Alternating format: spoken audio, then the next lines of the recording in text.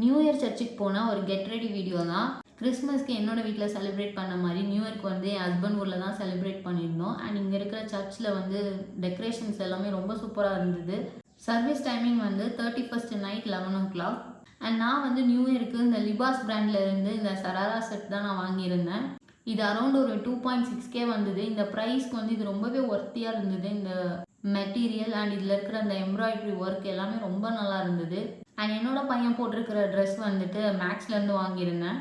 3 to 4 months volt பேபிஸ்க்கு வந்து jeans பெருசாக வெளியே கிடைக்கல, அதனால நான் ஃபர்ஸ்ட் க்ரையில் வாங்கியிருந்தேன். அண்ட் நான் போட்டிருக்கிற ட்ரெஸ் வந்து ஃபீடிங் ஃப்ரெண்ட்லி இல்லாதனால வீட்டிலேருந்தே நான் எக்ஸ்ட்ராக்ட் பண்ணி எடுத்துகிட்டும் வந்துட்டேன். அண்ட் ஃபர்ஸ்ட் டைம் வந்து நியூ இயர் சர்வீஸ்க்கு நாங்கள் உள்ளே போய் அட்டன் பண்ணவே இல்லை, கார்லேயே வச்சு சர்வீஸ்லாம் அட்டன் பண்ணியிருந்தோம். சர்ச் முடிஞ்ச கையோட டீ வடை எல்லாமே சாப்பிட்டுட்டு வீட்டுக்கு வந்து ரவை உப்புமாவும் வாங்கிட்டு போனோம். என்னோட ஹஸ்பண்ட் ஊரில் வந்து நைட்டு 2 o'clock 3 o'clockலாம் கூட அது கிடைக்கும்.